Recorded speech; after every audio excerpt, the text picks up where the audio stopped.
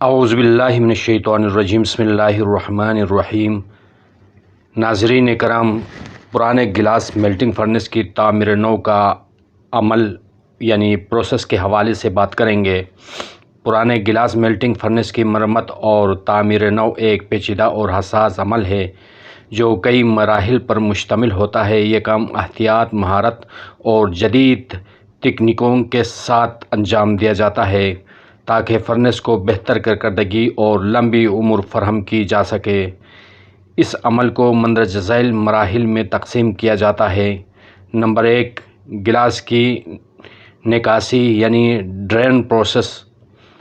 تعمیر نو کا پہلا مرحلہ فرنس کے اندر موجود گلاس کو نکالنے سے شروع ہوتا ہے۔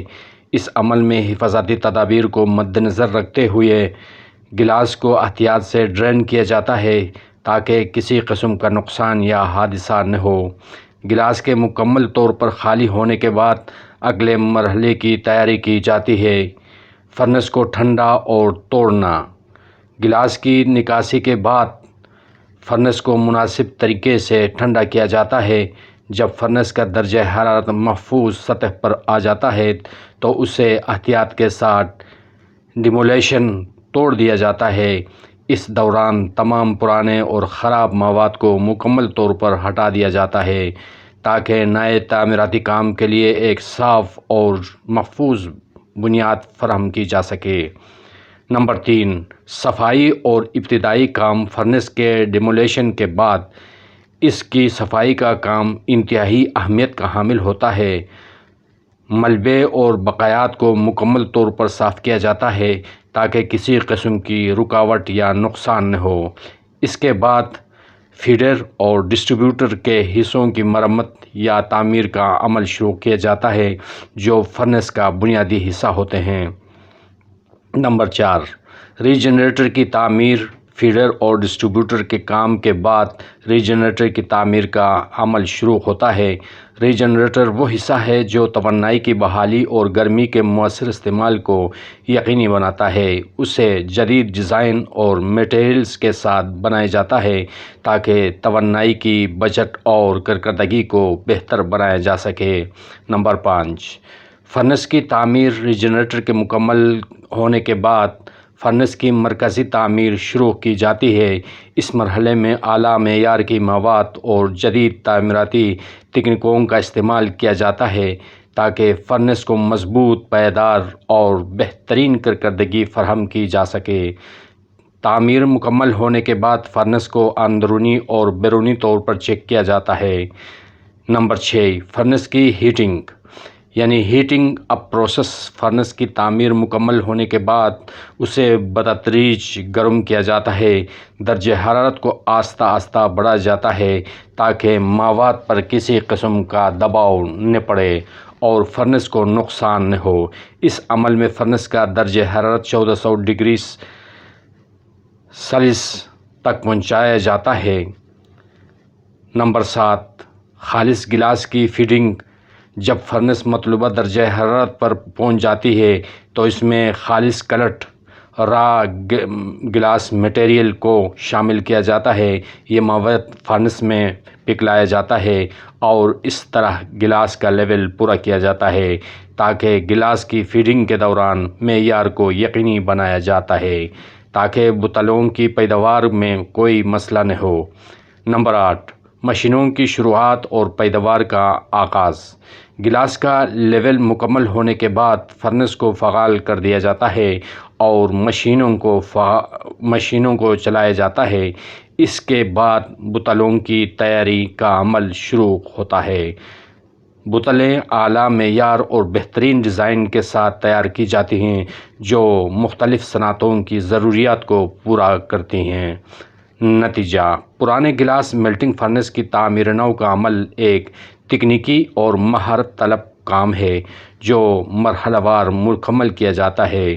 ہر مرحلہ انتہائی احتیاط اور پیشہ ورانہ انداز میں انجام دیا جاتا ہے تاکہ فرنس کی کارکردگی، معیار اور پائیداری کو یقینی بنایا جا سکے۔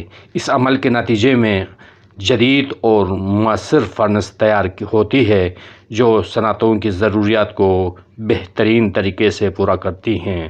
گلاس میلٹنگ فرنس کی تیاری ایک پیچیدہ مگر نفیس عمل۔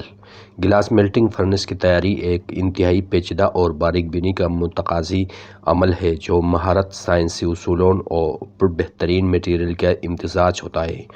یہ فرنس نہ صرف انتہائی بلند درجہ حرارت پر کام کرتی ہے بلکہ اس میں موجود اجزاء کو مستقل طور پر شدید خطرات برداشت کرنے کے قابل ہونا چاہیے۔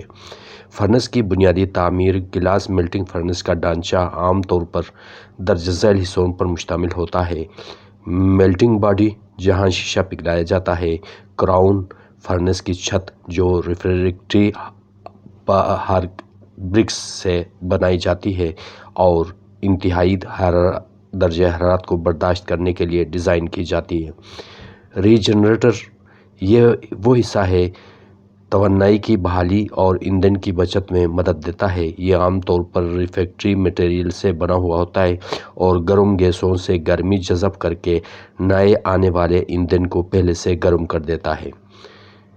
کراؤن اور ریجنریٹر کی تیاری۔ کراؤن فرنس کے اندر کا سب سے اہم حصہ ہوتا ہے کیونکہ یہ انتہائی زیادہ درجہ حرارت کا براہ راست سامنا کرتا ہے۔ اس کی تیاری میں خاص قسم کی ریفریکٹری برکس استعمال کیے جاتے ہیں جو تھرمل جھٹکوں یعنی تھرمل شاک کو برداشت کرنے کی صلاحیت رکھتے ہیں۔ کراؤن کی ڈیزائن میں تھرمل ایکسپینشن کا خاص خیال رکھا جاتا ہے تاکہ درجہ حرارت میں تبدیلی کی وجہ سے دراڑیں نہ پڑیں۔ ریجنریٹر گلاس فرنس کی توانائی کی کارکردگی کو بہتر بنانے میں کلیدی کردار ادا کرتا ہے۔ اس میں ہنی کومب یا چیکر برکس استعمال کیے جاتے ہیں جو زیادہ سے زیادہ گرمی کو ذخیرہ کرکے دوبارہ استعمال میں لانے میں مدد دیتے ہیں۔ ان برکس کا انتخاب خاص طور پر ان کی ہیٹ کیپیسٹی اور ڈیوریبلٹی کے لحاظ سے کیا جاتا ہے تاکہ وہ طویل عرصے تک کام کر سکیں۔ تعمیراتی چیلنجز۔ گلاس میلٹنگ فرنس کی تعمیر میں درج ذیل چیلنجز درپیش ہوتے ہیں: ہائی ٹمپریچر رسپانس: مواد کو ایسا ہونا چاہیے جو 1500 ڈگری سینٹی گریڈ یا اس سے زیادہ درجہ حرارت برداشت کر سکے۔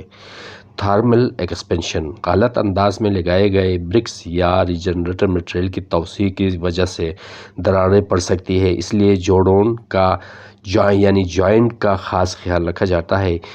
کیمیائی مزاحمت: شیشے میں موجود مختلف اجزاء ریفریکٹری مٹیریل کو نقصان پہنچا سکتے ہیں، اس لیے کیمیائی مزاحمت والے مٹیریل کا استعمال ضروری ہوتا ہے۔ گلاس میلٹنگ فرنس کی تیاری ایک انتہائی پیچیدہ اور باریک بینی کا حامل عمل ہے۔ کراؤن اور ریجنریٹر جیسے اہم حصوں کی تیاری میں بہترین ریفریکٹری مواد، جدید انجینئرنگ تکنیکوں اور مختلف پلاننگ کی ضرورت ہوتی ہے تاکہ فرنس طویل عرصے تک مؤثر طریقے سے کام کر سکے۔